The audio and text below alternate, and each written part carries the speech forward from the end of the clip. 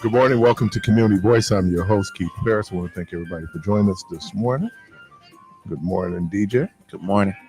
Debo. Top of the morning to you, sir. Carvey. What's happening to everybody?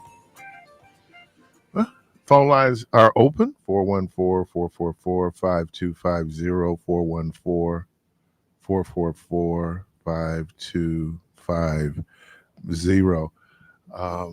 Wow. A lot happened since I seen you last Sunday. Right.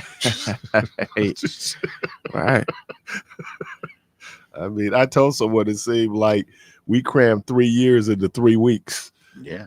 I don't know if I don't know if you kept up with it, but this reminded me of the Drake and Kendrick Lamar beef when they got the whole weekend. They was just dropping songs after songs after songs. Paying attention. Right.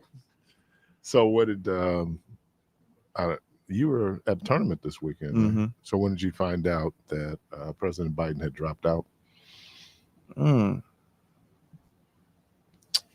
think my girlfriend let me know. So it was probably later Sunday. You know it was a woman, but you don't know if it was your girlfriend? Nah.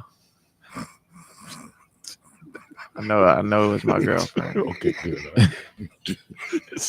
Don't get you confused. This guy starts right in on it. Call the wrong name. Know what you call the wrong name. I think it was my girlfriend. I thought it was my girlfriend. I think it was. Yeah, I just happened to be at home watching TV. Why are you trying to start stuff, man? I'm copacetic, man. Copacetic. I get you today. I'm gonna I get you. heard that in a while. Copacetic. That was one of our words, wasn't Said in copacetic, yeah. Yeah, that was one of our words that we had. So anyway, the phone line's open, 414-444-5250. I know you did that evening, though. You did text me and Michelle that evening. And Ms. Rhonda. But in all honesty, I wasn't surprised. I kind of felt like it was going to happen and or needed to happen. It's interesting. I didn't have any emotion. I was just kind of, you're right. It happened. Okay. And Tavis Smiley kept saying, he was saying all week, boy, I've seen this movie before. I sure hope this doesn't play out like it usually does in the movies. I'm staying. I'm not going. He's gone. Mm-hmm. And that's how it played out. I'm glad it did. And I don't know, some people were feeling distraught that he dropped out. Like, no, you shouldn't be feeling distraught. Well, there's a level of uncertainty because, I mean, I've never lived through a president running, get right to damn near to the convention, for lack of a better word. Nobody has. And This just is drop. It's no, it's happened before. No, not. I don't know. Maybe not this late in the game. No, not an incumbent. Yeah. Lyndon Johnson. Well, they announced that they weren't going to run. Lyndon Johnson. But that was probably before they did all the campaigning and all of that. He was presumptive nominee. Right. He got challenged, and then the Vietnam War had really escalated, Mm-hmm. and same thing he probably got in terms of what the data was then, that it was going to be very difficult for him to win. He didn't even know if he could get the nomination, and if he got the nomination, it was so fractured. So, see, I hearken this back to one of the conversations that all of us are either have had or will have with our parents or grandparents. Is taking them car keys away. You're not sad that you taking them car keys away. You're looking out for their best interests, but it's difficult, so that they are safe. Yeah, but and that they okay. Just as President Biden was, you're going to get some resistance initially. Right. They don't just be like, oh yeah, no, go on, take them, baby. I don't want to drive. No, they don't. More. But when they finally say, all right, it may have been the 75th time that you had to come to them, and the 30th doctor's appointment that you had to take them to, or the 5th accident. But you Oof. can't. But you can't. Man, if they got well, if they actually, got you through can. 5 accidents, then You shouldn't. they might They need was to keep fender their benders. car keys. You shouldn't. But you can't. They're what they're feeling, and it's another something I can't do. And as you get older, you have more things that you can't do. Right. And so psychologically, and I think it was something that Lakeisha Myers said. She said, unfortunately, we didn't have a lot of time to mourn, Mhm. right? Because it was bigger than Joe Biden. Well, we were. Right. Well, I'm not gonna say we. I was calling for him to move around before re-election even started. You did, but when you looked at the polling was that there were a lot, especially black people, Mhm. who didn't want to see him get out the race. And Because of that uncertainty, but not because When you say uncertainty, in what regard?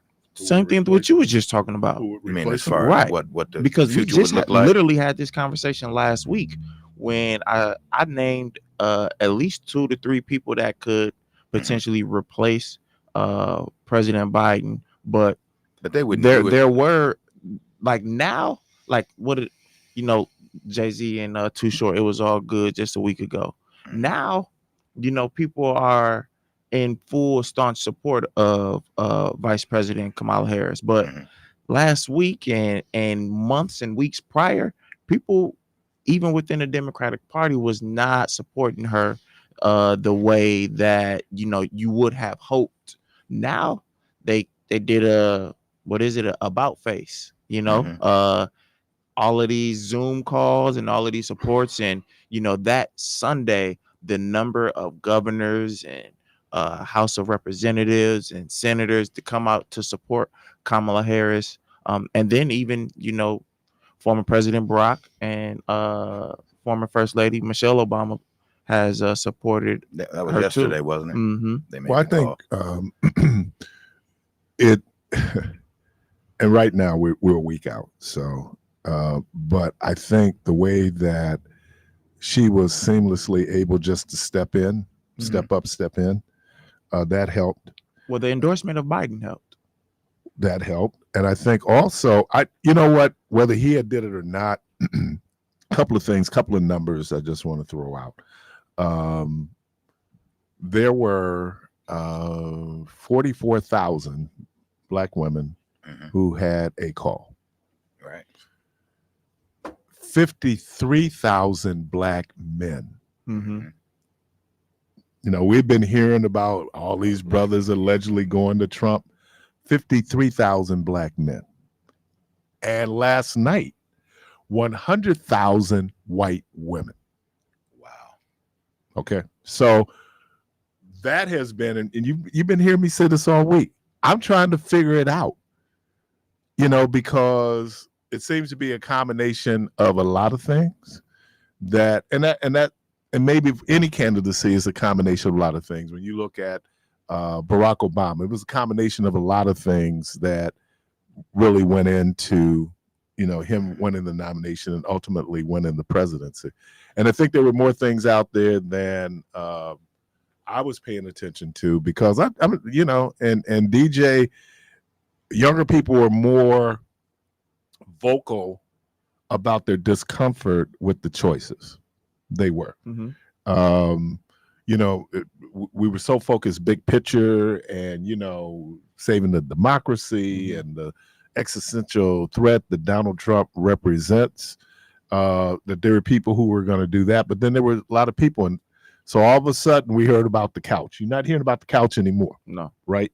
So there were things out there, and it gets back to Keith, even your own life philosophy.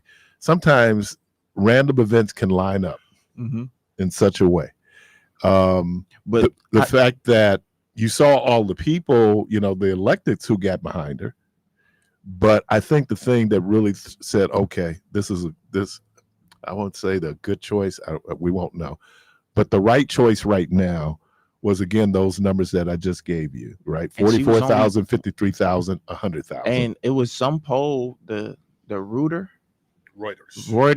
poll, she's only three points back. Oh, they're statistically tied. Of 45. And so that is a little better than President Biden. Oh, yeah.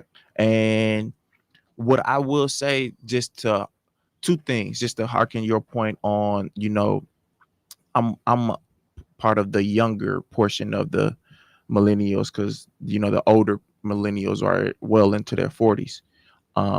But that, what we were talking about with the discomfort, mainly age, that was the same argument in 2020, that both of these individuals were old, and what is the ideology going to be moving forward. Also, what kind of overshadowed that was, there was a point where it was anybody but Trump, so it was like, we just got to get dude up out of here, right? So that was those two staunch points. But then also, when we are talking about ideology and new ideas, fresh energy, that's, you can also point that to the same direction of what you could call older generations, when they ask what do they want in candidates, and a lot of individuals will say that are older, experience, right? The ability and the history to have shown to be able to be put in that position, and to have a track record of completing the work. 414-444-5250, 414-444-5350. The phone line's open. I 5250, just in case you. 5250. I think it's all those things. It can be a multitude of things. It wasn't any really simple Let me ask answer. Ask both of you guys a question.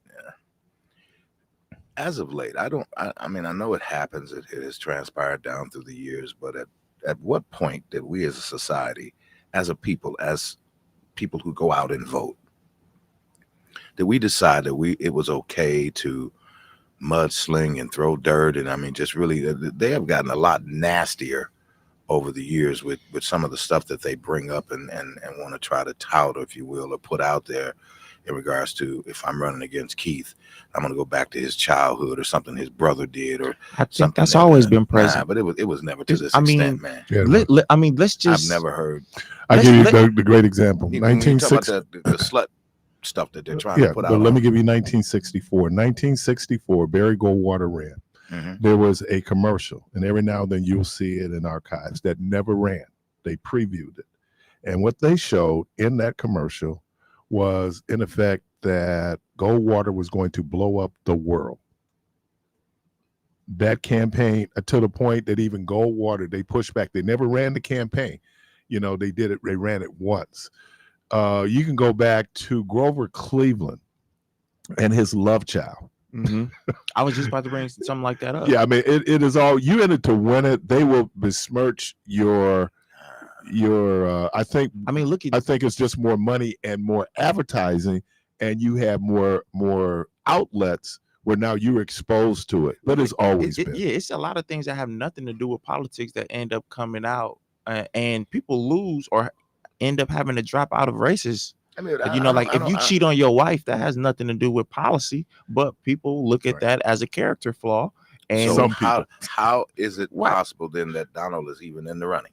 Because people don't care about that. There's other people that don't care about that. Yeah. So when you speak to character, is there any worse character? I don't know why we use terms like character, morality. Just grab them by the pee and all this. Mm-hmm. Come on, man. Right, but I don't know why we use these terms like character and morality in politics. Because politics is amoral.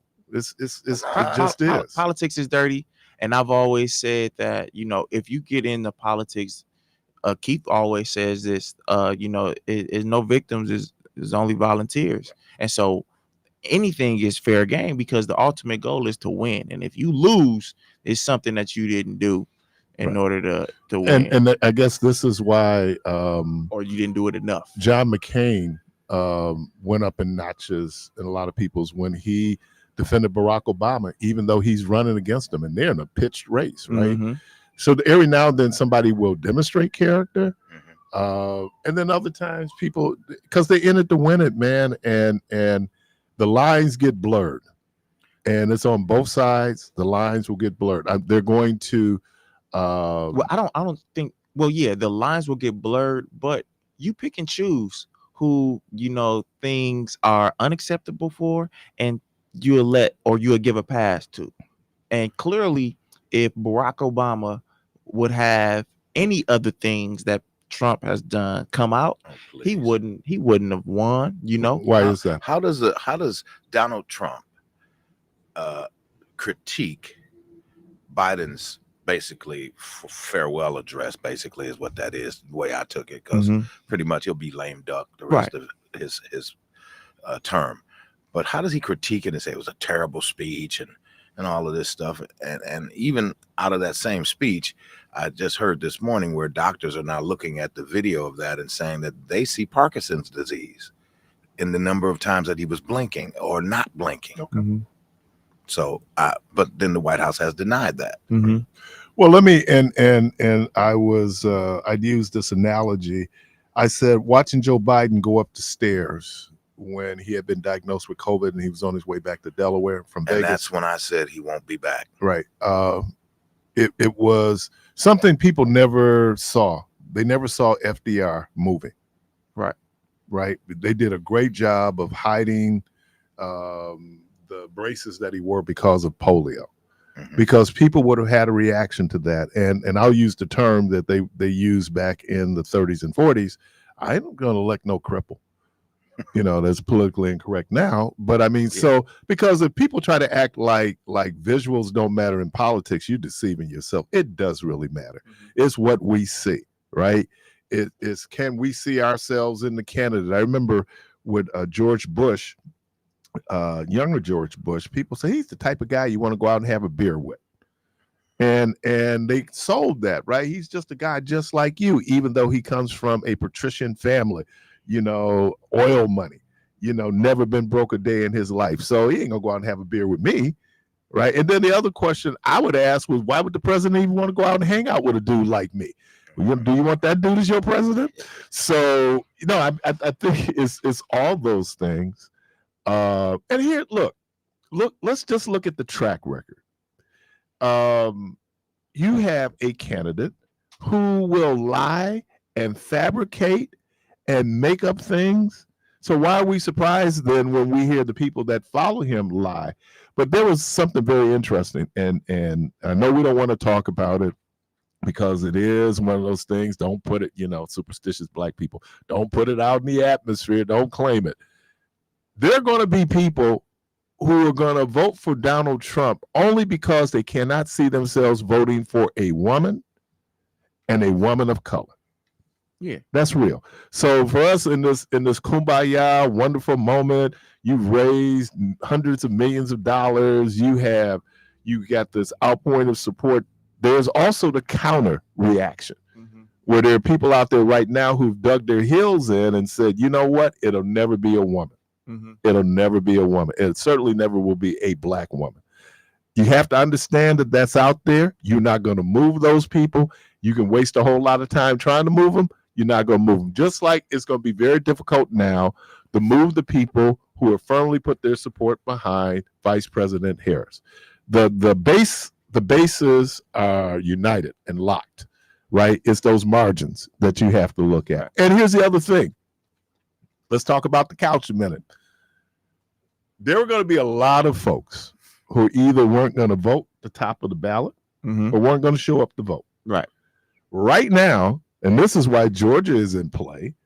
So now, in a lot of these states, black people are going to be the margin of either victory or defeat, for either one of these candidates. The pendulum definitely has swung. Right. And so people who weren't going to go vote are probably now more apt to go vote. Or just more intrigued to learn more because just because she put her name she put her name in the race, but just because she has garnered so much support and, in all likelihood is the presumptive Democratic nominee, there are still people who are unsure. But they may be a little bit more intrigued now that Biden has moved along. And so they want to hear more. What will she do to What will she do to garner those independents or those undecided voters that was the couch, as you said, and how will she effectively convey her message? Because right now there is nothing that she can do policy wise as the executive. Now she can push for things because she's still the vice president, try to build some relationships and things of that nature, but only thing that she's going to have is what she say. And so will that be enough to garner those independent or undecided voters? Well, I think and we'll kind of get to this point because I think this kind of leads into something I had brought up after the production meeting when we get the call. Caller, welcome to the program. Good morning. This is David. How are you guys? Good. How are you? Oh, it's been a while since I called in the show. I just wanted to say really quickly, I think with Kamala Harris, I think that makes me wary of her is her basis when she was the head district attorney of the state of California. And if you look at her civil rights record, it's atrocious. I mean, she was just, she had the California prison system where it was at 200% capacity. I mean, people were locked up for absolutely non-violent criminal things for a long time, and she used those people, and she ignored what the Supreme Court even back then stated, that this was a little bit overzealous of what California was doing. I think if you really look at it, and now I think she's a total war hawk. If you look at her track record with that, with what she has, I mean, it's not good. I mean, I personally feel that she just kind of goes with the wind, depending on which way the political winds are going. So as a person that was in her position, well, not me, but her, previously being the district attorney, the biggest flaw that individuals would have against people that were in her position is that she was, or people would be soft on crime. Now, what you just explained, maybe it definitely sounds like it could have been overzealous, but she wasn't soft on crime. One of the biggest issues that is being brought up from the Republican Party right now is that crime is being rampant throughout the nation. And so it you can't have your cake and eat it too when it comes to, well, she was a little too harsh on crime, but then have an issue with all the crime that's going on right now. Wasn't she? But didn't she become attorney? Well, hold on. Let me ask just for clarification. Didn't she become attorney general in California when California enacted the 3-strike rule? And probably had, I don't know if they have truth in sentencing, but they certainly had the 3-strike rule. And so that they were locking people up because that's what the people of California wanted. And then I remember it got to the point with the whole overcrowding piece that then they had to release nonviolent criminals just because of the overcrowding. So she inherited a criminal justice policy, right, that the state of California had put into place, which contributes to what we saw throughout the nation, mass incarceration, primarily of Black and brown men. So I think she walked into that situation where, what do? You can't really win if you have people who are saying, 3 strikes, which is like one of the worst laws ever, 3 strikes and you're done, which was kind of created under a Democratic president. Keep them on after the break. Bill Clinton. Yep. Carl, you want to stay on after the break? Sure. All right. Are we going to do the contest? We got a contest. Hey, so what you can do, you can call back after we do our contest. You're listening to Community Voice. It's Friday. Joined in studio by Devon Jones, DJ the Protege, Devo, Carvey. Phone lines. Well, no. We got something else coming up. Well, yeah. We'll be right back.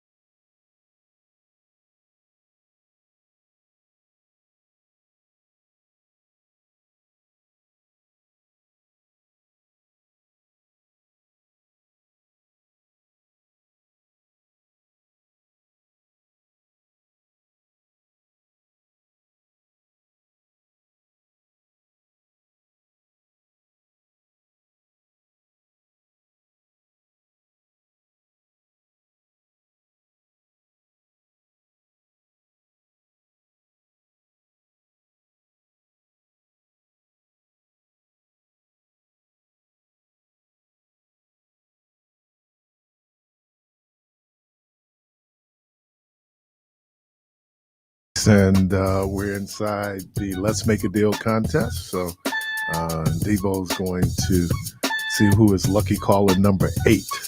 Lucky caller number 8. What can they win, DJ? They could win 2 tickets to the Black Arts Fest, MKE, Saturday, August 3rd. 4 tickets to Wisconsin State Fair. 2 tickets to the Harbor Park Jazz Rhythm and Blues Festival, Saturday, August 17th, featuring Jonathan Butler. Tickets to Wisconsin Dells Park and an overnight stay at the Red Roof Hotel anywhere in the country, or nothing. Nothing. Nada. Not a thing, not a thing, not a thing. Not even a chicken wing. Nothing, mate. Nothing, mate. Not even no Skittles. That got Carver. You said no Skittles. Mm-hmm. Not even the great ones. All right. Caller, welcome to the program. Good morning. Good morning. Good morning, you on there? Let's make a deal. All right. Caller, welcome to the program. Good morning, you on there? Let's make a deal. You losing out on your deal. Okay, I'm here. All right. You show? I'm here. I'm ready to go. You ready to go? All right. So you have a choice of door number 1, door number 2, door number 3. You heard the list of prizes? Yes, sir. All right.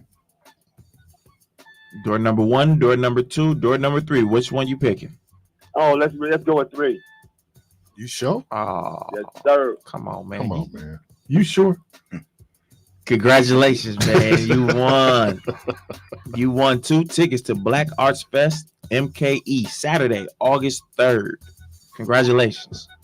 All right, thank you much. Now, hold the line. Make We're gonna sure get you hold on. information, Yep. No, but you can't. Before you hold on, what station made you a winner? Oh, NOV for sure. All right, NOV for sure. For sure. You might want to look at that, Devo. That might be a little tag For sure. Yeah. NOV for sure. NOV for sure. We got him recorded. We might, bring that back. All right. Appreciate it, D. Appreciate it, man. Enjoy it. Yes, sir. All right. 414-444-5250. 414-444-5250.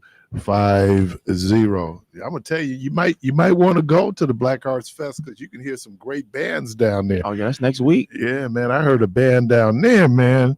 They was rocking. I'm definitely going to go. Yeah, they was definitely rocking. I'm going to go. It's Yep. it's always a pleasure to go down there. And, I just love art. I write sparingly. And then one of my former high school classmates, they used to paint. Okay. And I have a few of their paintings. And I just like art.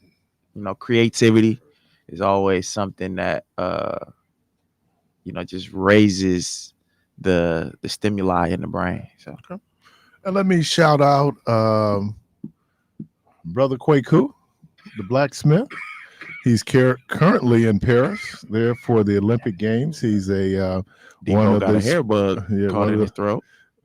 no, those talking about those gummies back there. He's back there.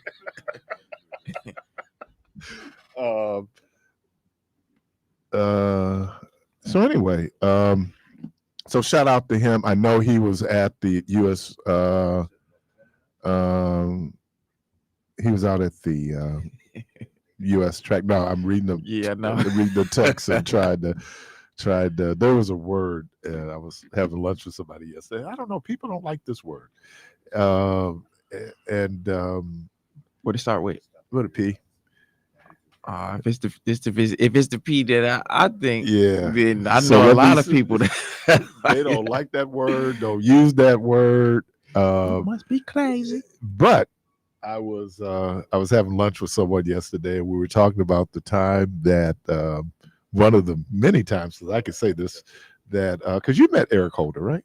No. Never met. So the times that Eric Holder came in, and so I was just that cousin that they shun. okay, that what happened. Yeah. Maybe it was the day that you weren't working. How about that? Okay. Maybe. Okay. So, I- so I remember, as we get, and when we're dealing with folks, elected, different folks, we're working interviews around their schedule, right? When they're available, they call in. And so the day before the interview with Eric Holder, I didn't think, one, he was going to come, or two, I was going to have the interview. Got the text message saying he's going to come on your show. As a matter of fact, he's coming in studio. Come on, your program. Yeah. Well, they said my show. I call it my program. Correct him. next time. And so I said, okay, all right. And so I don't know if I said, I got here and found out he was coming in. So I called Rhonda and I said, yeah, Eric Holder's going to be here. 7 minutes later, Rhonda is parked in front of the station in her pussy cap. Now, everybody know what the pussy hats are. The pussy hats are the hats that women wore. Remember, on January 21st, they had one of the largest protests in American history, and it was women.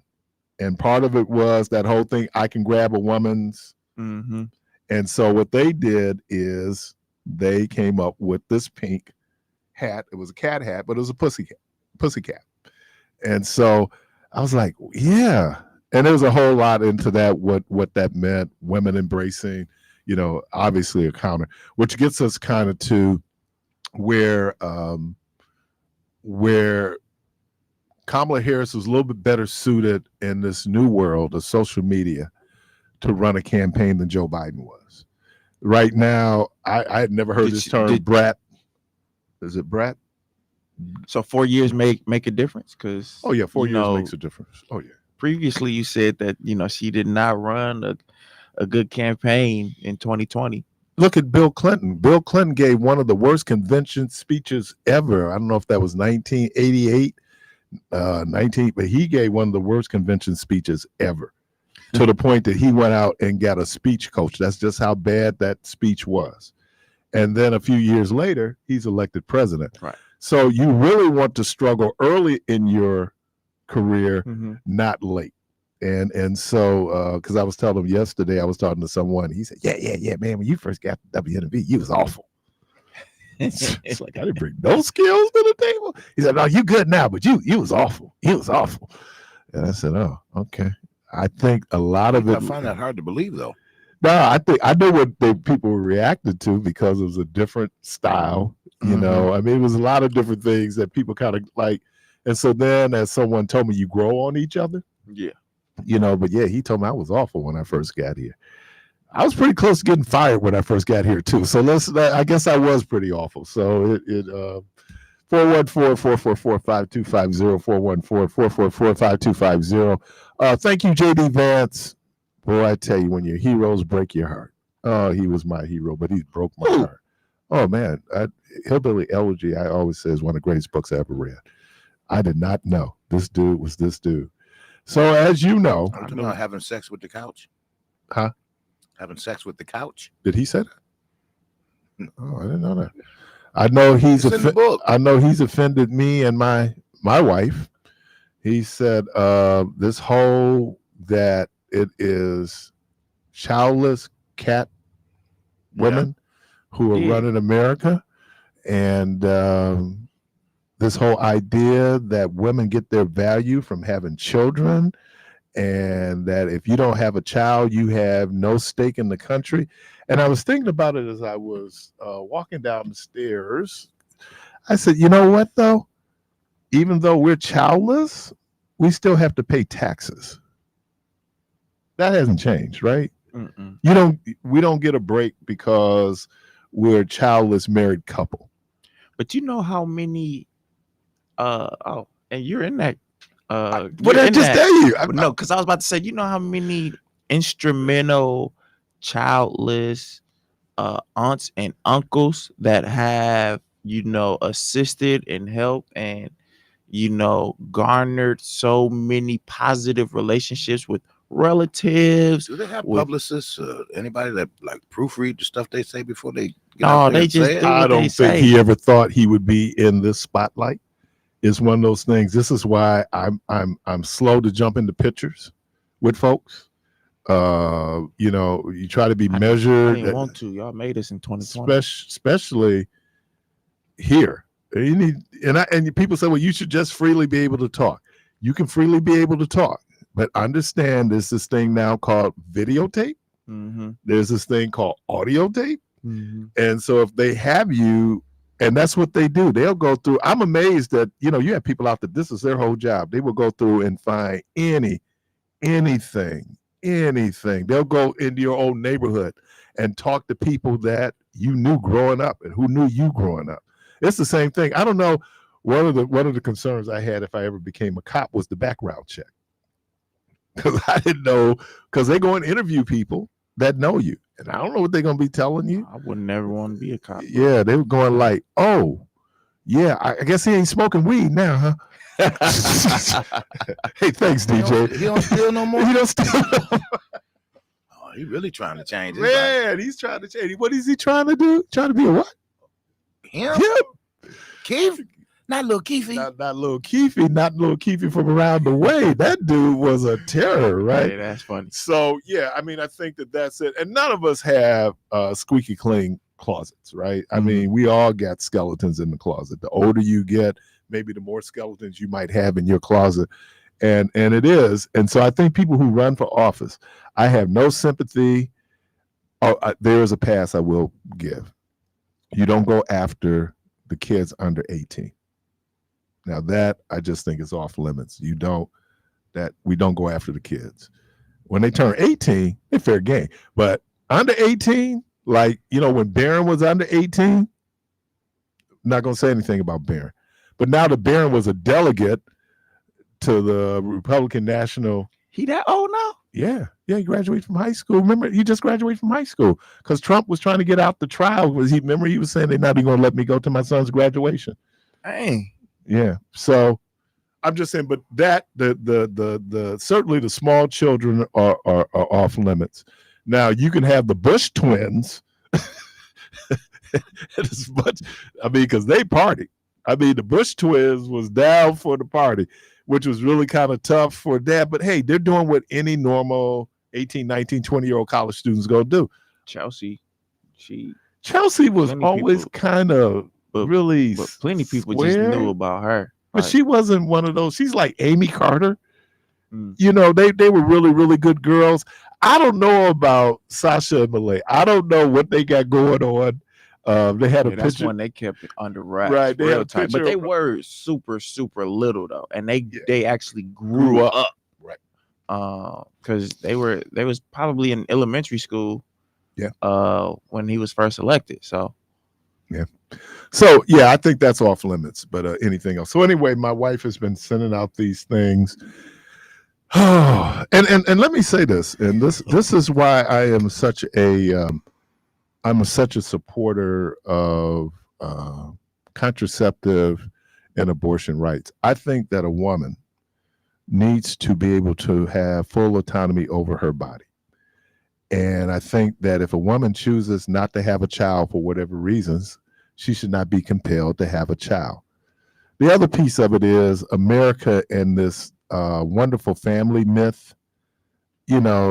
Families are not always wonderful, regardless of where you come from. I don't care what your economic status is. I don't care what your racial background is. Families sometimes can be very difficult.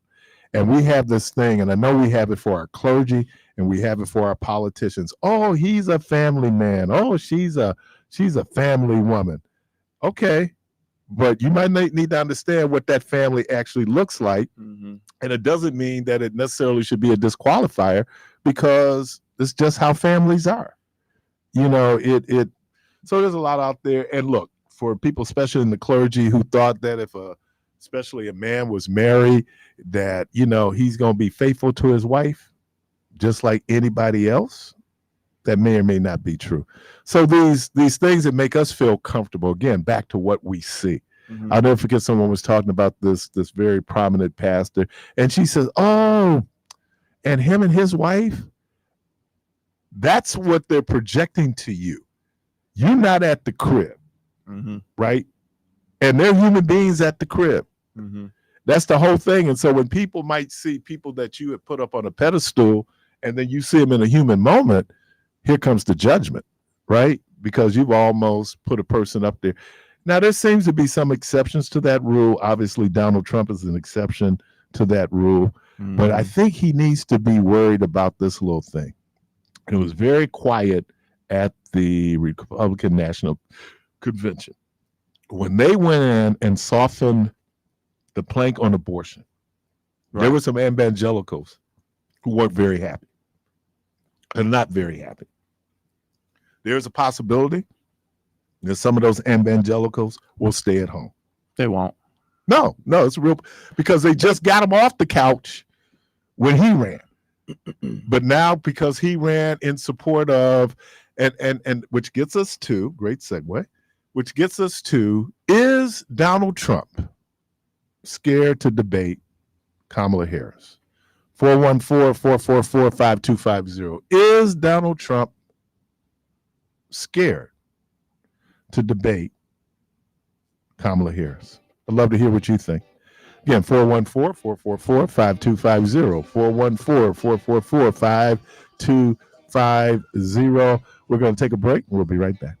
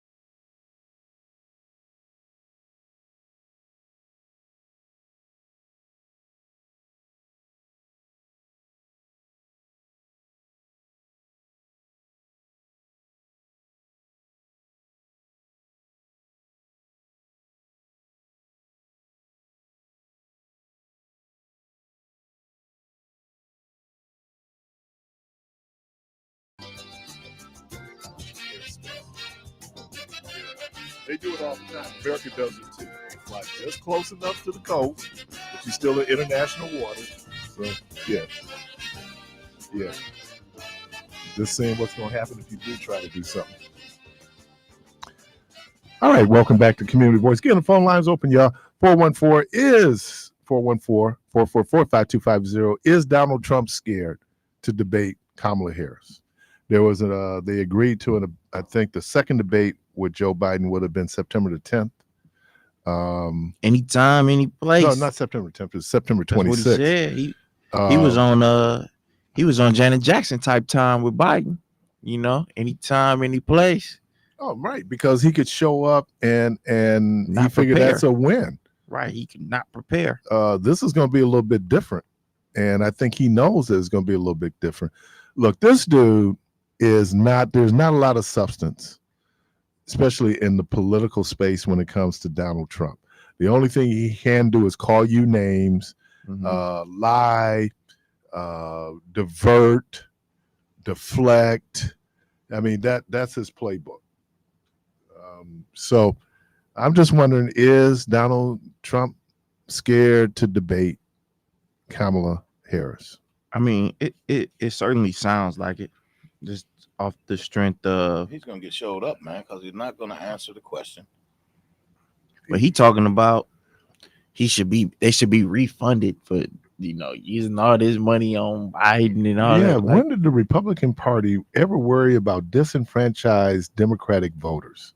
Right. When were you an ally? Ain't that They something? want their money back. Right, they gonna want their money back. I'm like, it wasn't a voter ID that they was worried about that. oh, 'Cause- right, 'cause that they implemented disenfranchised that, right. Democratic black voters. It wasn't moving ballot boxes Right. that or removing them that would disenfranchise.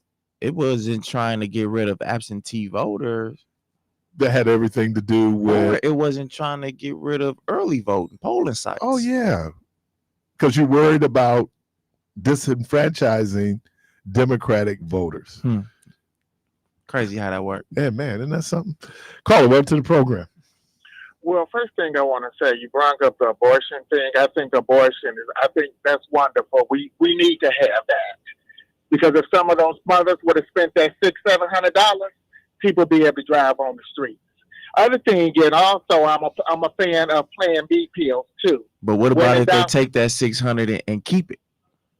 They ain't Well, use it. then if you're gonna keep it, you need to make sure you raise it and find him to raise it. But if you know he ain't no good, spend that 600 and have it sucked and zapped out. That's why we got these issues right now, and that's why I'm a fan of abortion. But moving forward, I was going to say Donald Trump, he should be, because all he do is talk. And one more thing I wanted to share with you and the listeners, please stop putting your kids on them crazy checks because you don't want to work, because they're not considered to be an adult until they're 25. Now, I know some of y'all feel y'all want to go to Walmart and then go to Save On to get your groceries, but stop putting them on them crazy checks and having them act crazy, because they're not considered adult till they're 25, and you're robbing them of a childhood.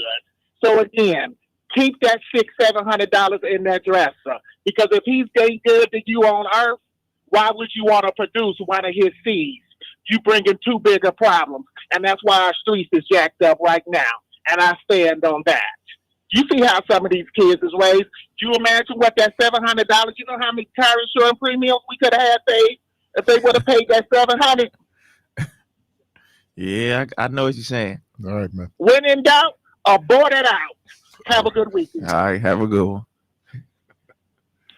You know what I discovered, or I am discovering, is how personal abortion is. Now, obviously, it's personal because it's your body, but emotionally and spiritually, when you talk to women and you hear them and what they think and choices that they made,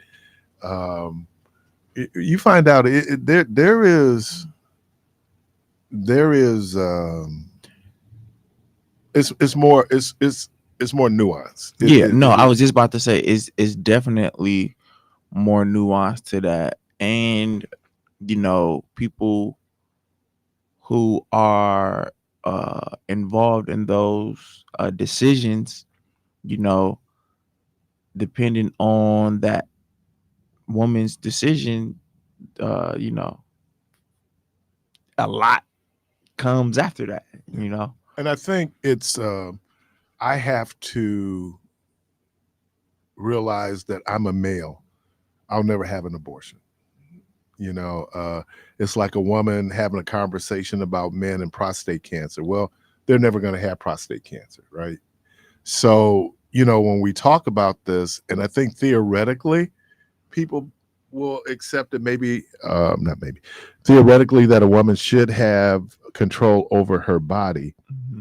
But there has been a whole lot of propaganda around the issue of abortion, right? Mm-hmm. And so it's gotten away from the medical procedure, right?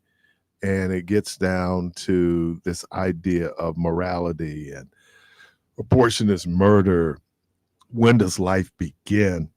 When does human life begin? I mean, these are debates that they're having. I know a few years back, we had a program and we were dealing with abortion. And so I had just, you know, in preparing for it, I went to see what does different religions think about abortion, right? And a lot of it came down to when is the fetus human, right? Mm-hmm. I mean, when does it, and then what does that even mean to be human? Mm-hmm. Okay. I was having a conversation with a brother last night, and we were talking about birth expenses that you get. The mom uses Title 19 for the birth of the child. The state will recover a cost of that birth expense. Mm-hmm. And he was saying how he got birth expense on a child that actually only lived about 5 minutes. Right. And so, And that was probably a hefty bill too. yeah, what they do is they divide the average cost of what abortion would be, a normal delivery, Mm-hmm. and then you do it in half, and then depending on where your income is, this is how much you pay. So some people could pay, back in the day, there was dudes paying $2,500, right? Then you had other dudes only paying $250. Mm-hmm. So because it really depends on your income. Mm. But to talk about that in terms of life, but then there's someone we know, her baby was stillborn. That means that baby never took a breath. Right. And so then she wasn't eligible for Title 19 because the baby never took a breath. It's all these things that people talk about, like the point that Al is making, and Al's on inimitable style, is that we need to be more mindful of when we create children, that at some point, like when they get here, we're going to have to take care of them. And then what environment are we? When I was in college, you know, we're having our real intellectual conversations, and I can remember a whole lot of sisters that I went to college with saying, I don't know if I want to bring a kid into this world. Mm-hmm. Right. I mean, those were real discussions that people were having. Some people decide, okay, I don't want to be a parent. If you make that decision, that's okay. But it's interesting why my wife is having such a visceral reaction to J.D. Vance is that we were talking about, I don't know if she was in New Jersey and she went to a vacation Bible school, and they were doing this whole thing on marriage. Mm-hmm. And so the teacher of the class was saying, well, you get married to have children, which is true. No, I'm just saying there. And here comes the exception. So don't gnaw me before I give you the exception. All right. So yeah, you. It has a lot to do with how we view women and what women's responsibility is, and for many men, their responsibilities, they think, or a woman's responsibility is to have kids, right? And so my wife is sitting there and she's going, well, my marriage is not any less valid Right. because we chose not to have children. Mm-hmm. And for us, that really was a choice, because when we got married, we were older, right? And so that was what went into the whole decision making. That Keith, you've been old a long time. I've been old a really long time, man. But that's what gets into the decision making, and that it was just a point in life that we were first pregnancy for her, later in life. I mean, there's a whole lot of things there that The only reason why I said no is because, I mean, people have organized to have children and they weren't married. So like that, like the organized and then also the random act of it. You know what I mean? But there are people that sit down, have a conversation, and they're not married, and then they still have. That's why I said and, no. and I say that primarily marriage, per Father Dominiac, that marriage was for children. Mm-hmm. That's why you get married. Make sure the kids are taken care of. And it's that simplistic, but we also understand that now here comes the human factor, and then we bring in all of our humanity. Mm-hmm. Human beings are self-serving creatures. We're always going to look at it from my perspective, then your perspective, right? I might get to your perspective, but let's not deceive ourselves and act like we don't start with me. Right. I'm going to start with me, and then hopefully I'll go beyond me and understand, like, that there's some people out here that I don't think they fully appreciate that they're just one of 7 billion. Mm-hmm. I don't know if we always appreciate that. You know, it's like, so when you look at certain behavior, you say, what was he thinking? He wasn't thinking. He didn't care about the impact it would have on anybody else. At that point, that person was the only person to them in the world that mattered. And then you do something because of that kind of self-serving behavior, and then we deal with the collateral damage of that self-serving behavior. Like, you just thought it was a great idea that you were going to drive 120 miles on Capitol Drive. Right. But there are cars out there, other cars out there. There are weather conditions out there. You potentially could kill someone, Mm-hmm. but that wasn't even part of the calculation until after, you've done what you've done. And even then, there's some people won't take responsibility.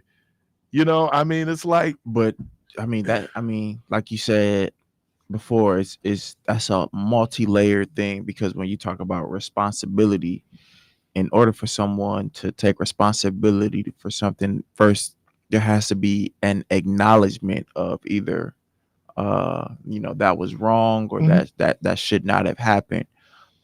And some people don't even get to that stage because they wasn't brought up to be aware of those stages. And another word, accountability, in an effort to say, this is the cause and effect of those actions, and due to the effect of these actions, this is the consequences of them. And so there's very few isolated acts. I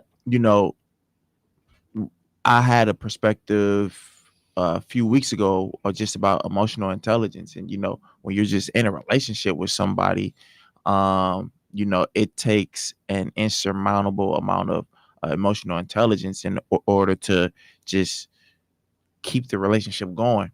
But many of us aren't even taught emotional intelligence, and a lot of that is just learned as you get older, because you understand, you do have that wherewithal of being wiser because you're older, and then obviously you care about that individual, and so you understand that certain situations could be avoided.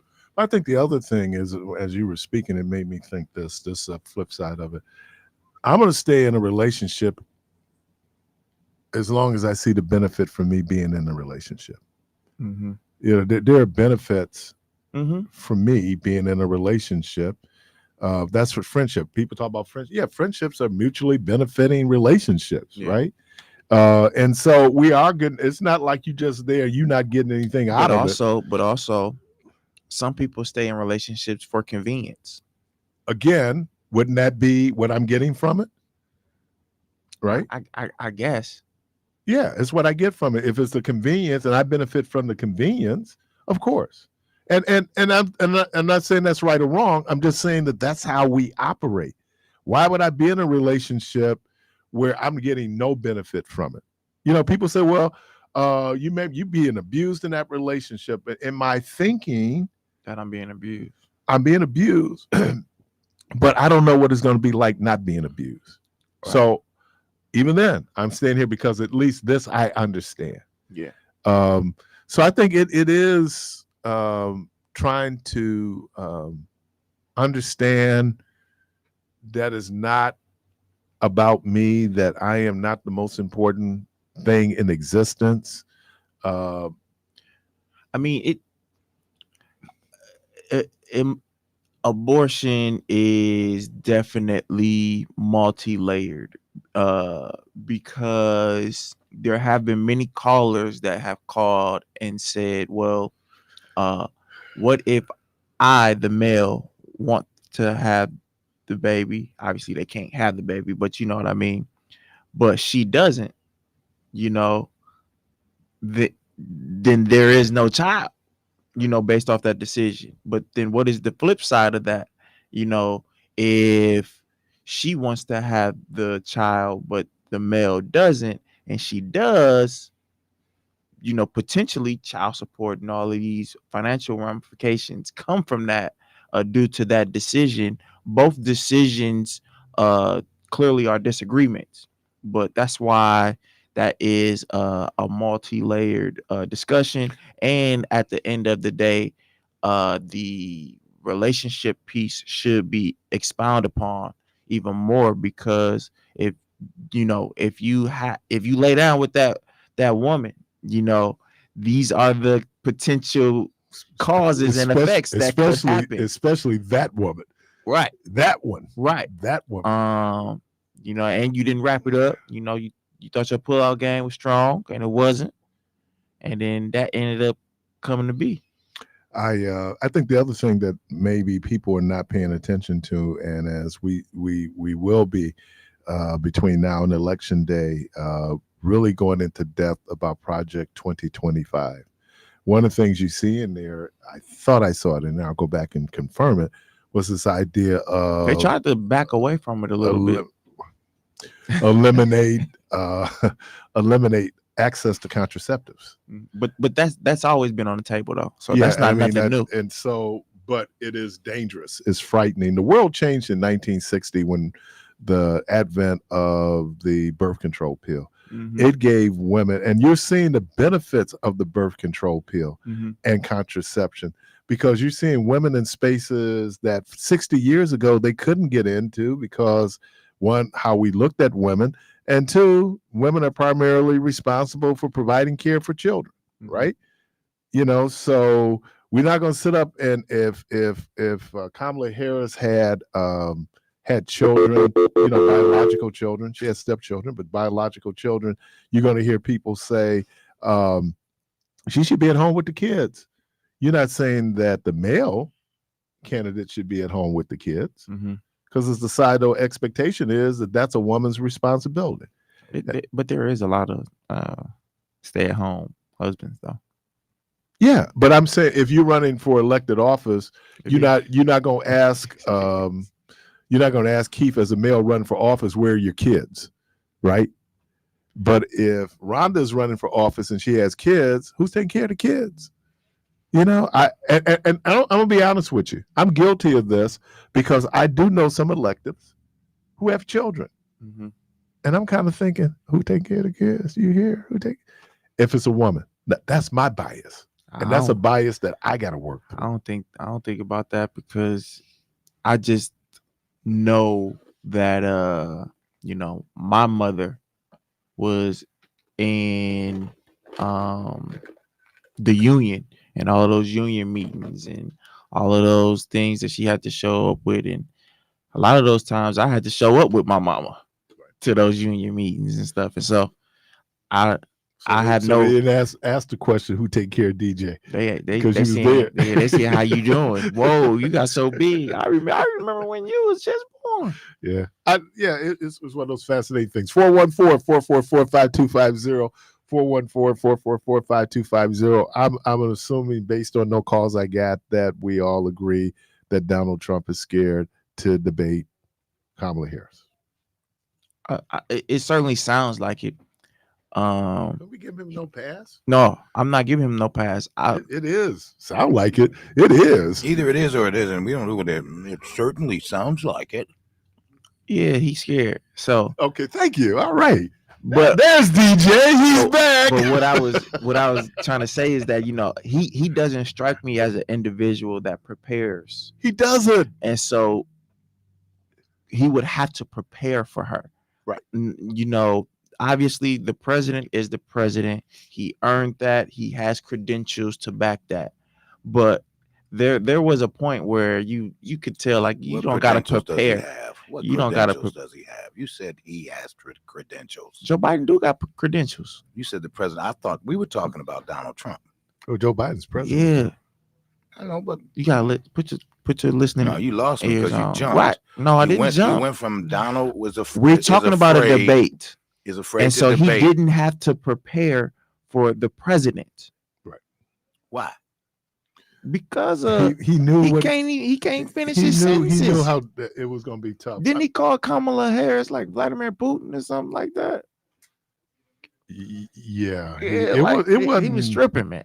He was tripping. It wasn't beautiful by any stretch of the imagination. It wasn't beautiful by any stretch of the imagination. But now you actually have to prepare for Kamala Harris, and he's not going to. Yeah, because it's hard to teach an old dog new tricks. And part of it, like he was saying, I'm going to be nice. Mm-hmm. And how long did that last? About 3.5 minutes, if it was that long, because that's all he knows. He's a one-trick pony, right? And he's benefiting from the fact that people who support him don't want substance. Right. They like they just like the vulgarness, the erratic behavior, and all of that. So. Caller, on to the program. Yes, I was just calling in. Yes, ma'am. I just want to make a statement. Donald Trump, he has not a leg to stand on. He do all this raving and all of that. So why, if he's so smart and so intelligent, why did he have his record sealed? He want to talk about she didn't pass the bar the first go around. Where is his record? He don't have a leg to stand on when it comes down to her. And he don't know where she gonna come from. And I'm praying and hoping that she eat him up. He do a lot of things for show. And he talking about what he can do. And I can remember back in the day, white women had more abortions than people of color. All right. Okay, I appreciate you. Well, we're joined in the studio by one of our great listeners, consistent caller. Yes, sir. JT. Well, good morning, everyone. And Mr. What's your name again? Keith Parris. Oh, that's right. DJ, always a blessing. Same to you. Devo, good to see you. And Harvey, right? Yeah. I got it right this time. There you go. What you been calling? What had you been calling him? Harvey. Harvey. Yeah, the talking mule. That was Francis. Right. Oh, that was okay. Harvey was the rabbit. Rabbit. He was the rabbit. Right, like rabbit. So anyway, y'all, if you're watching this on YouTube or Facebook, this is JT. JT, you get a chance. That's what I get for calling in here since 1991. There you go. You know. That's right. So I'm trying to make it look like, oh, man. You're part of the fabric, man. And Mr. Devo? Yes, sir. Since I drove all this way to pick up my State Fair Park tickets, and they're not going to be here until Monday, I'm going to paint your automobile green with yellow and blue polka dots. Hey, that'll lay your car out, man. That'll be fine. That'll be fine. You sure? I said JT original. The JT original. Artwork by JT. There you go. All right. Well, thank you, gentlemen, for thank you, man. the show, Mr. Harris. And Everybody have a great day. And listen to orders. Everyone take care and have a good day and have a safe one and a safe weekend. JT, I got a line for you too. Yes, sir. You look much better on the radio. Well, you know what? You beat me to the punch. All right, All man. right, I appreciate you, man. Well, I guess we'll see you on Monday. There it is, man. I was trying to figure out who this man was coming in here with the Frankie Beverly outfit on, but it was JT. Keep it going. Keep it Frankie going. alive. Keep it going, man. But no, I didn't realize that Douglas called off today. Oh, well, I don't know what that means, but okay. Well, let's tell everybody. But it was good to see him. It's interesting. I met JT when we did the resource fair at Park, was it? Park Lawn. Yep, that's what I'll never forget, because I got there and Miss Robinson said, "Keith, your fan is here to see you." And I go, "Who's that?" It was JT. I got pictures. I got pictures of my phone with JT. Good dude. He looks much better on the radio. Yeah, he does. 414-444-5250. 444-444-5250. Just as another, just kind of a general observation, Eric Holby. Terrible. So let's see, who is he going after? He's going after fat people.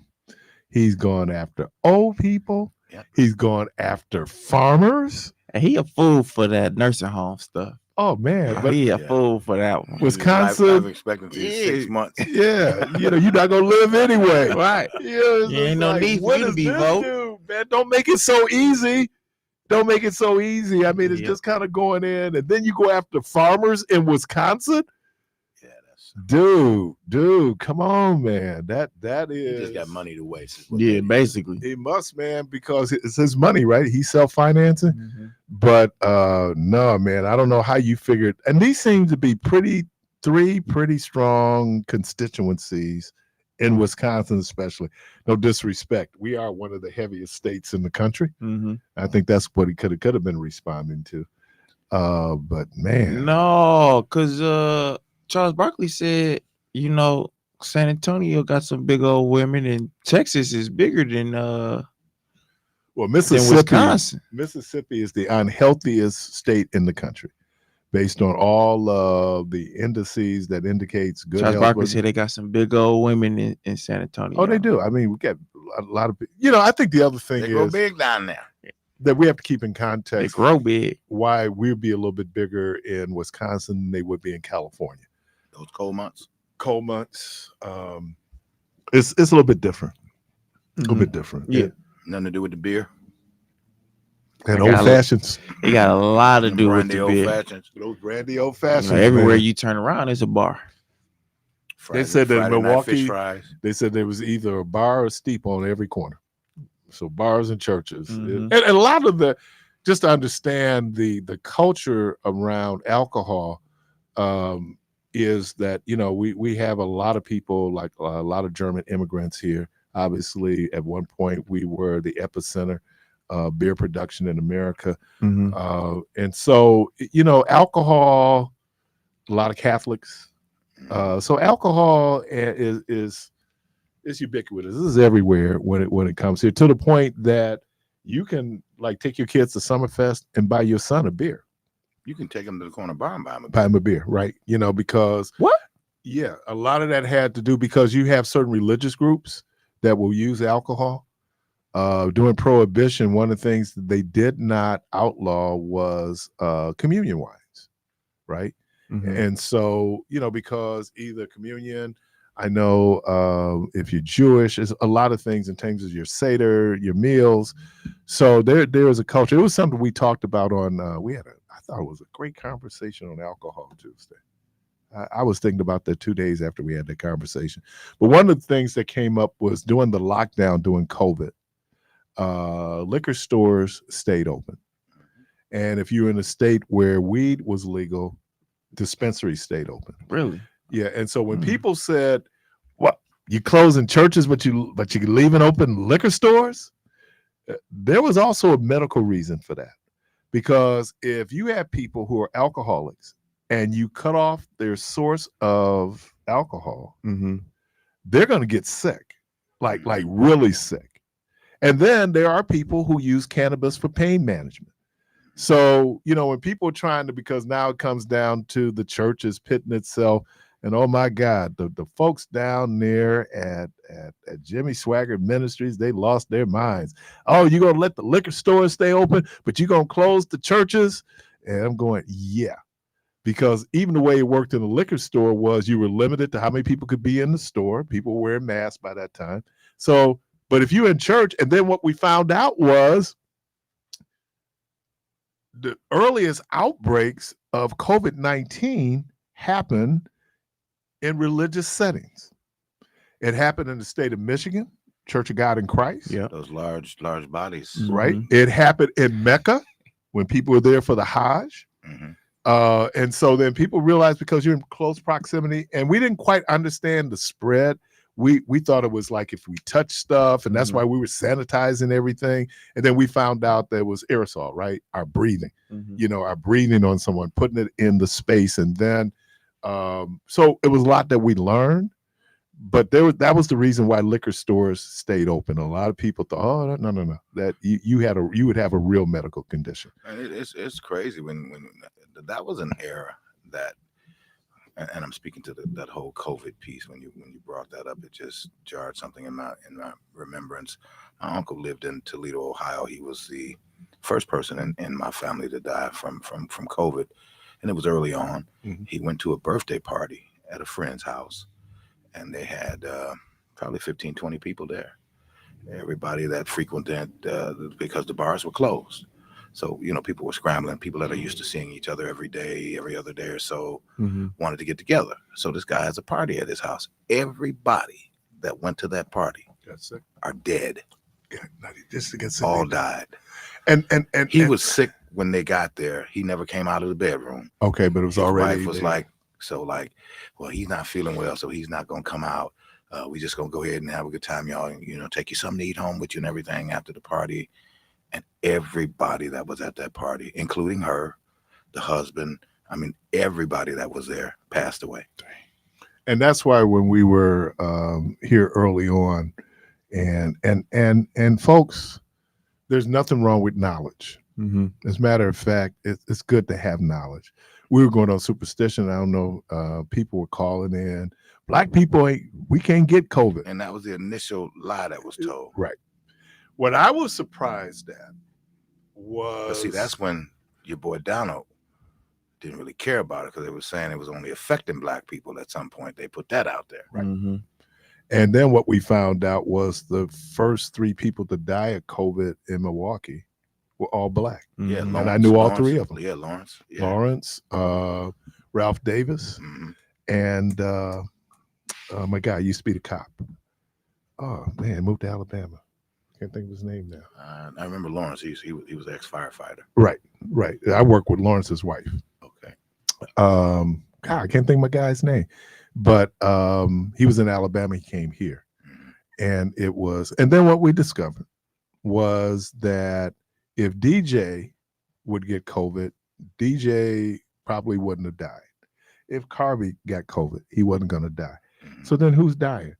Older people with compromised immune systems, and then people with comorbidities, right? Morbidity is a word for sickness. So diabetes, pre-existing conditions. I thought I had COVID, but it was just the flu. The first and only time I ever got the flu was during COVID. Flu ain't no joke, man.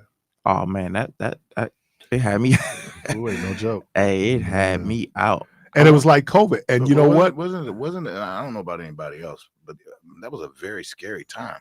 I want to say uncertainty of it all, man, was just. I want to say it was like February of 2021. It wasn't 2020 because that's when COVID was rampant, but COVID was still present all the way. I want to say probably until 2022, the beginning of 20, where you could say, all right, we're actually moving the country forward. By that time we had vaccines, and then a better understanding of the spread.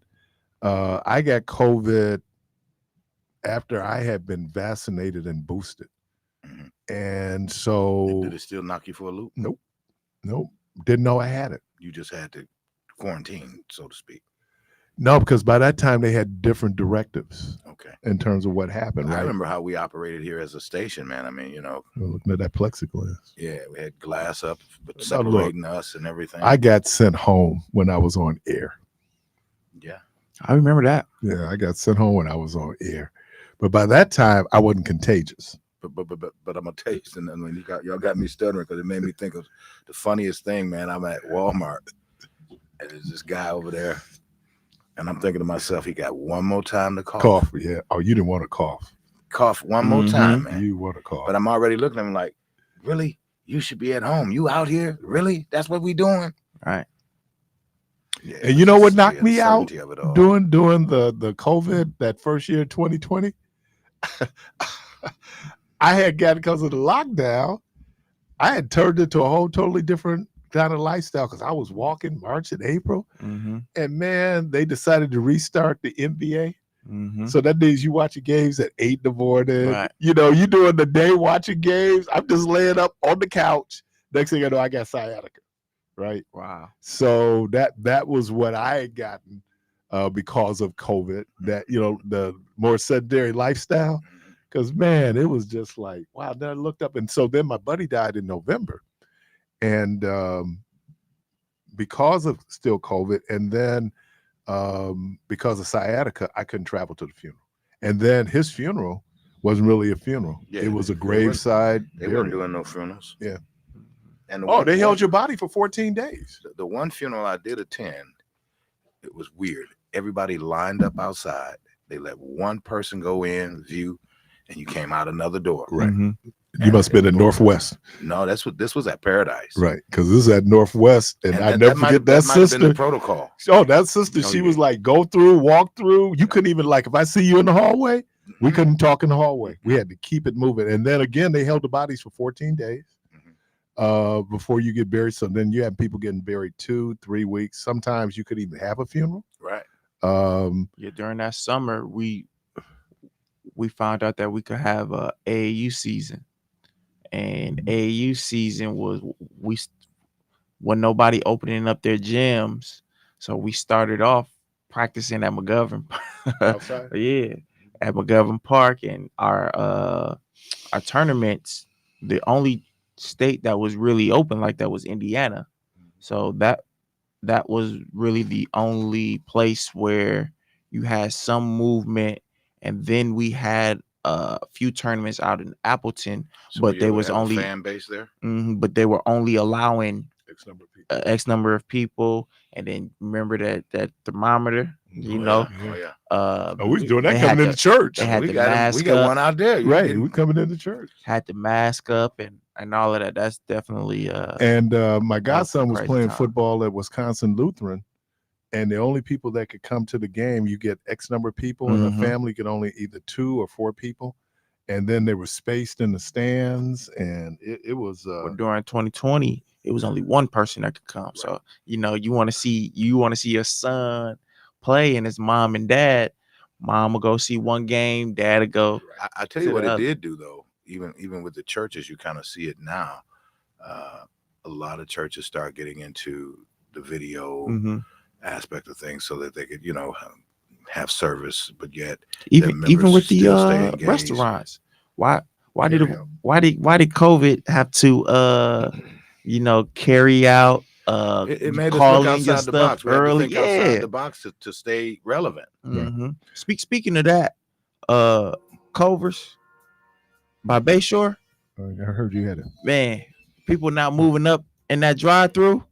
I done almost slapped a few people up in that Coming out of drive. Port Washington.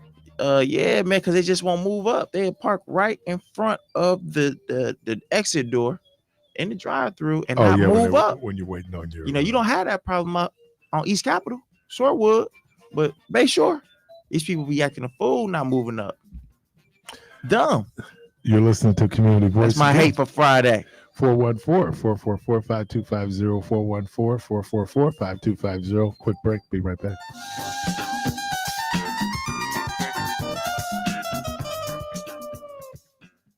Raising glasses and hopes. Wine, Women, and Wings Red Carpet Affair celebrates Milwaukee.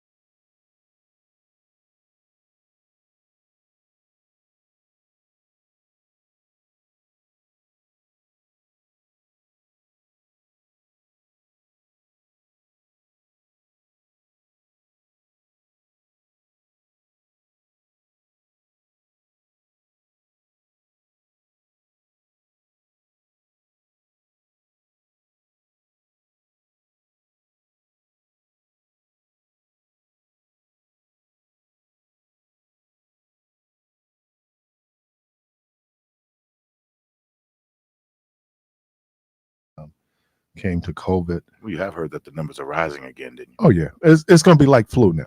Yeah, It's, I mean, up and down. yeah, it's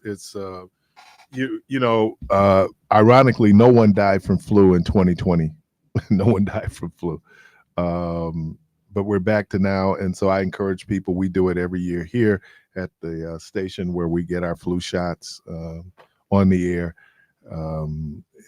DJ can tell you, you don't want the flu. I mean, you really don't want. What is really the flu when it's respiratory and the body aches and all those things?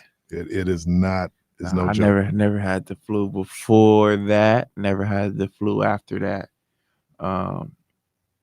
I'm an outlier because I don't take the vaccine.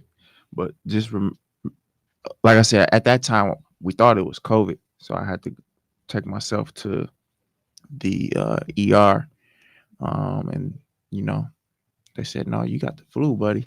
And originally, when people were going in with those same symptoms, they thought it was the flu, and in fact, it was COVID. Mhm. And they looked so much because they're virus, Right. And they're viruses that attack primarily the respiratory system. The one thing that I can, shout out to my girlfriend. She was always bringing me care packages and stuff. Leave them at the door. Kind of. I was able to go to the car, but She wasn't coming into the apartment. no. But I've never felt that bad before. Like I needed to actually prepare my mind to move an inch or two in the bed. And you know what That that was song- crazy. That was crazy. Not sick enough to die, but sometimes wishing you would die just so it would stop. I mean, I've been. No, I didn't want to die. Know what I mean? But whatever, how you going? What's the relief? Because you're really Yeah. looking for some relief, and it is just like. So we learned a lot. I mean, we got through it. Hey, I never had the chicken pox, but I got the flu. So Even as a kid, mm-mm. you might want to get as you get a little older, you might want to get a shingle shot. I'm serious. Yeah, I'm saying because you've never had chicken pox, so I probably took the vaccination or something. well, I'm When sure. I was a kid. I don't know how you didn't have a chicken pox vaccination. We all got them. Oh, And then you would have when people would go in and throw chicken pox parties. So the kids would all get affected. So you get this thing called herd immunity. everybody didn't have chicken pox. Come on now. Most people did. I'm not the only person in the world that didn't have chicken pox. Caller, welcome to the program. Good morning. You on there? Good morning. Hello. All right, I'm going back. I call back 414-444-5250. Shout out to Miss Denise Crumble. She always listens or watches us on Facebook and YouTube. Caller, welcome to the program. Good morning. You Good on morning. there? Hello. Oh, you gotta press the button. Green button's up. Can you hear us? Nope. I think the button got to be pressed. The square button. There you go. Thank you. Yeah. All right. Call us back. That was us. All right. Good morning. You're on there. Good morning There we go. to you all. Yes, sir. Thank you for taking my call. Assalamu alaikum to you all. Mr. Parris, you were talking about is Donald Trump afraid to face off with Kamala Harris? I think that's the way you pronounce her name, Kamala, right? Yes. He walked out, but I got you. Oh, yes, sir, brother DJ. Here's my take on it. Since you all talk about conspiracy theories, this is what I think took place. I think Donald Trump staged or orchestrated a false assassination attempt to curry favor or sympathetic favor to people who are not interested in what he's talking about or what he stands for. I think that he used that situation or the people that his handlers or the people who are handling him. Mm-hmm. I think that they all played a role because it seems to me like extremely peculiar that if you are some high official with regard to and you have some type of military training, that you wouldn't take into consideration a wider perimeter with regard to a high profile person. And you know that they've said a lot of things to incite and excite particular people, and there's proof and evidence that that has taken place, because the very people who supported him were calling for the death of his second in command. So all in all, I'm saying is this. I think that what took place recently with the Donald Trump situation was staged. It was orchestrated. It was a fraud. To make anyone who would or could be potentially sympathetic for him and feel some type of sorriness or empathy for what happened to him. Because if that dude who was not that far from him, I think if he really wanted to take him down, he probably could have. And I don't think God had anything to do with that. Mm-hmm. Thank you for my call. No problem. Appreciate the call.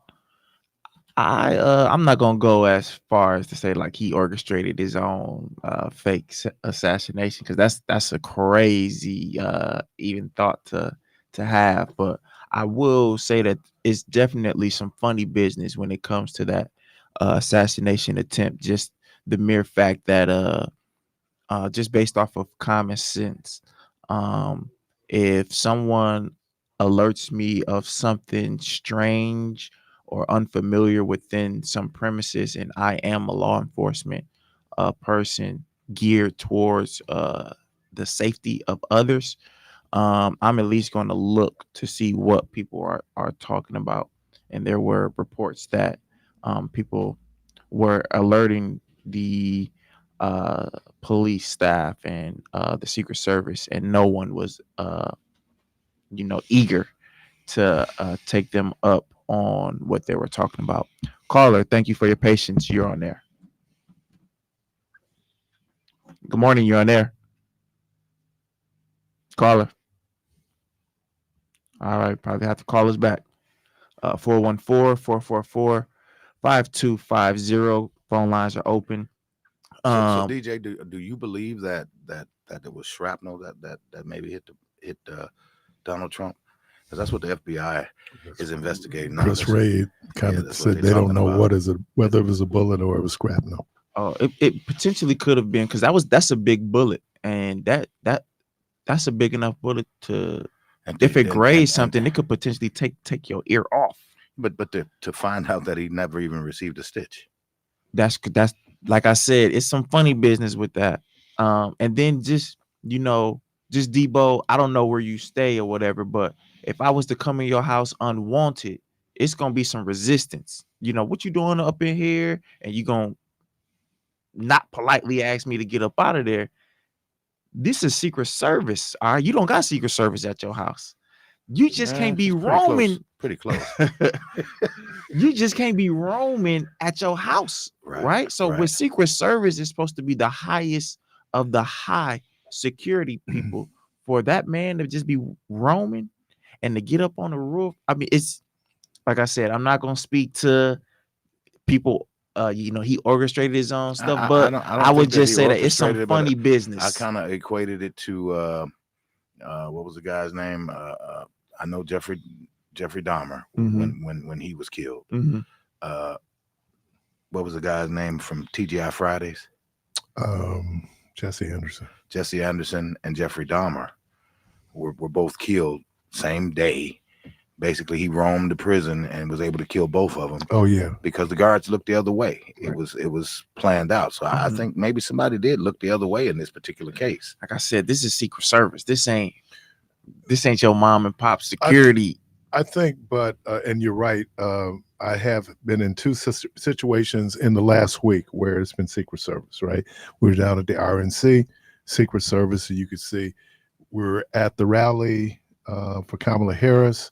And you could see to the point where Secret Service had undercover people in the crowd. Oh, of course. And there was a guy, and most people didn't hear it because it was handled so quickly, he was in back of me in the stands, and he started yelling about Palestine. Mm-hmm. And man, they converged on him. Boom, boom, boom. He was gone. But you could see, even to the point where Secret Service, there are pool reporters that travel with the vice president. Mhm. There are still photographers that travel with different news outlets. It was the Secret Service, once those folks had been designated, that escorted them to the front. And then it was the Secret Service that escorted them back, to the point where I wanted to leave and I couldn't leave. We couldn't leave the press pen. Once we were in, especially when she was up speaking. Mm. So you could see it. I think there's a couple of things there, and shout out to Jasmine Crockett. Jasmine Crockett asked I thought, a very interesting question that probably flew under the radar. I knew it flew under the radar. She asked, was there bias training in Secret Service? And she said, the reason why I'm asking you if there was bias training was you did not perceive a 20-year-old white male as a threat, even though he had a gun and he'd been acting suspiciously. And And he they was in said- places where he wasn't supposed to be. Right. But they said that there's a bias that probably was implicit, that people didn't even think, like, oh man, this dude is like a serious threat. And so there's a lot there. The perimeter. And, Right. and what a lot of people were saying, based on when they had that rally, because Trump was going to have the rally coming to Milwaukee, right? Mhm. That Monday. So a lot of Secret Service was here Mhm. securing downtown. So there's that. They were saying that there is a reliance, because Secret Service has been stretched so thin with all the protection that they're doing for family members, Mhm. that's an issue, that their resources. And then they're no. I know that's what they saying, but Yeah, I mean, I'm just going to common sense. Keith, if I just say, hey, you see who that is right there? You at least gonna turn your head and look. but if you That if- man in that BBC interview, he Right. was saying, hey, we're telling them, dude on Saturday, and they is that the dude with the beard? yeah. Because And- dude on Saturday, that's the same dude that was saying he saw it up there. And he said that they was acting dumb. That you at least gonna turn your head. And then you had a situation where then it was reported the cops go looking for him in the building, right? And so someone said, first of all, I've done FEMA training. If you ever done FEMA training, one of the things they teach you in FEMA training, they teach you in the military, everybody, you do not leave a post until you are relieved. And if it's something that has to be covered, you certainly don't leave the post. Mhm. These dudes went looking for him. He gets enough. And how much time does it take? We found out it took less than 3 minutes, right? The whole incident, from him firing and then the fire back, took 3 minutes. So there's a lot there. Secret Service reliance on local authorities.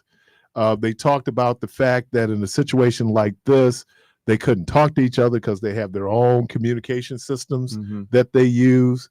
And again, I think Jasmine Crockett's observation is a good one. Your bias.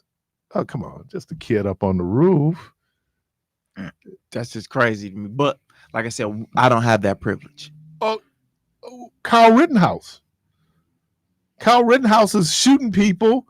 Did any cops engage him and shoot him with a weapon? No. No. Because he was a white male with a gun. And that's perfectly okay. He's a white boy. He was 17. Okay, white boy male. So yeah, I mean, I think that question in terms of bias, you find out that, it's not saying black people don't boost and shoplift. Don't say that at all. But if you go into certain stores, they're gonna follow you. Guess who's ripping them off? White women. It's funny that you say that. I was young and I was with Chris. We were at Bayshore I follow you too. Boston store. He's And my nephew. I'm oblivious to, because I'm just minding my own business, looking at clothes. And it was a woman, white lady. She was right across that was working there.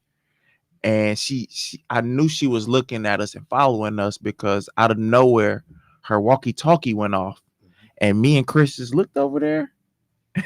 And then Chris was like, man, we ain't stealing nothing, going about your business. And it dawned on me, like, she was probably following us because literally we were the only people in that area. Right. And then she just randomly just popped up. Or if you're suspicious, how many people may I help you? Right. Now, when I want to spend some money, I can't find nobody. You know, I'm at Nordstrom's. I got to walk to the second floor just to find someone at a counter. Right. But if they have, and so is the bias. Caller, welcome to the program. Good morning. You're on air. Good morning. You're on air. Good morning. Hey, how y'all doing this morning? Oh man, I was about to press that button. Man, he was like 3 inches from the button, man. He was 3 inches from 3 inches from the button, man. man. I mean, he was hovering over the button, man. I'm gonna have to send my real hitman down there. Instead of the one I sent down the truck. You not sending the junior varsity? You sending the varsity, man? No, I'm not sending somebody that just learned how to shoot a gun last week. Right. To do a man's job. Man. Oh my God. He missed. He missed. The bad part is that the man missed. Right. That's what all my friends say that. I don't care because I know he ain't gonna win anyway. Because these people got to be crazy as sane to put that idiot back in office. I mean, they did it once. Man. You know what happened once can happen again. You know, they didn't know he was gonna mess up some of their family members. Hey, you get it to the crib once, you can get it to the crib again. Yeah, but I think that if the bus hits you this time, it's your fault. True. Yeah, of course. True. Yeah. Don't run out in the street if you don't want to get ran over. Right. Because the bus ain't gonna stop. So all right. Especially if it's one of them bus drivers that learned how to drive the bus here. Man, these new bus drivers, I talked about that, man. Yeah, they drive crazy, dog. You know, them was the past. They was school bus drivers. Man. So now they done made it to the big time. Dude. Yeah. Now they got transferred. I made the show. I'm at the show. Is that what they call it baseball? When you get caught up for the bite, Like you at the show? Hey, when I was little, they used to wait till that lane was clear in order to merge over. Now they just merge over. They don't care what's going on, man. Oh yeah. Well, I double dare you with your little Prius to try to get in front of that bus. Yeah. Go do what you got to do. I'm gonna get that money. And people stop making right turns in front of the bus because that's illegal. That's illegal. Right turn in front of that bus. I see people do that. Hey, they gonna find out the hard way. What needs to happen? They need to put something on the back of the bus that say, "I'm gonna stop. I'm at a layover" or something, because they just be waiting. And now I'm behind you. I think there's a message back there that it's something telling you it's illegal. No, right? No, what I'm talking about is, you know, sometimes they be early on their route, so they just sit at a light or something. Like, hey man, let us know that, so then I could get around you. I'm just sitting here. Were you gonna make a right turn, or were you baseline? I never baseline, but I turn. Hey, if you baseline now, you're gonna run into an island. Yeah, you gonna tear your stuff up. Yeah. Hey, remember I got insurance. You know what I'm saying? So I'm trying to keep my stuff. Why you keep flipping your car? And for anybody looking for body parts for any vehicles, just ride up and down Capitol Drive. Body parts. All right, man. Appreciate you. Yeah. You're listening to Community Voice. We're for the last break of the program. No, we're gonna go. All right. We flying. All right. Let me thank DJ. Let me thank Debo. Carvey, thank you. Callers, we thank you. Good Lord willing, creek don't rise. Hope to talk to everybody on Monday. Y'all have a safe weekend and go from this place in peace.